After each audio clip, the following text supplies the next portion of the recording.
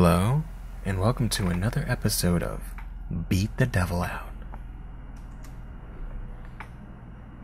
Now, what I like to do is draw in a fine, misty blue, the kind of blue that you'll find in a freshly cleaned toilet. But I don't want you to think that this is going to be something poopy. No, sir. This is something that's going to transcend the lavatory. Now over here, we have the early designs of a happy tree. Well, right now it's just a tree. Later it'll be happy. We can't have anything representing beating out a devil without our own little devil getting beaten out of a tree. Of course, we need to know who our hero is and draw in those handsome features. Of course, can't have him going shirtless. Get those little cups in. Get all the little rainbow effects. Really draw in that devil to draw him out. After we have our first groundwork laid down, we like to put in some happy little lines. Little lines that remind us of our little lives. They're just slightly opaque, a little see-through. Just like most of our own personalities. You know who you are. David. Everyone knows what you're up to. You yourself are just a little bit see-through. Now, of course, our champion has his palette shield. I really like how it came together, just barely holding on, but of course, when I had to think about it, that was the wrong way to hold the palette.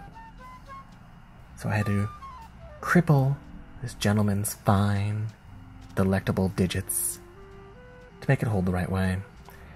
Here we have a belt without belt loops, but we're not going to pay attention to that. Once we got all the denim worked out on the jeans, we go ahead and erase most of it, because we need this paint to fly through this tree. Can't beat out the devil without getting paint a little bit everywhere. Now, of course, what I'm using here is a program that doesn't let me tilt the canvas, so I take my time drawing our little devil. Getting those ears nice and pointy. And of course, he's just a little bit horned. No, wait, that's not right. He's a little bit mischievous, that's what I wanted to say. Because he's a devil. He wants to know what you're up to, so he can use it against you. This particular devil is inspired by someone I think we all know. My uncle, David. We know what you like to do in trees. You get beat out of them. And of course, he was really in that tree, so he's being yanked out of it by gravity. And of course, as we know, gravity was invented by a particular religious sect to fool us into thinking there is gravity. But I like to use those turns of phrases anyway. Here we have the crumbs of the picture, little bits of leaves, little bits of devil flying off. We try to find a nice, wholesome, pinkish white to represent our hero of the picture. And now we have happy tree, happy trees, make happy people. And now we have to find that right shade of embarrassing red. Now you can choose whatever red you want at home. Dark red, light red, or regular red, and that's about all the reds there are.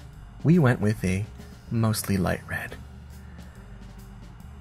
Now I was trying to get rid of some of this excess tail coloring, and I thought I had a quick way, and this turned out to be about 80% of my project was getting rid of that little bit of red. Just a little bit of red. After the saliva has been colored in, we can work on the rest of the picture, because I forgot to color in the rest of these clothes.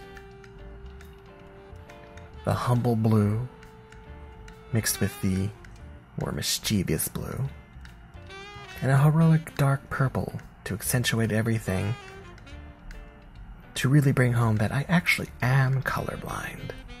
But that's okay. We all have our little tricks and secrets.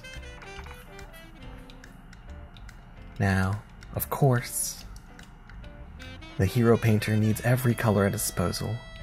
And honestly, going through Roy G. Biv and trying to figure out what the difference between indigo and violet was, I just went with I don't care. And then it looked like mush anyway, so I just said screw it. Oh, can I say that? I think I can say that. Screw's a tool object, right? Now we're just adding in some depth, some cartoonish depth with a little bit of light shading. You'll see I'm constantly going outside the lines because I'm a rebel. I hate lines. Lines are what the devil draws to draw us in, so we can rebel. But really, I'm putting a mask over this, so you won't see any of this anyway. One of my little tricks. Putting masks on things. Honestly, I always go out the house with my actual face. Just the one.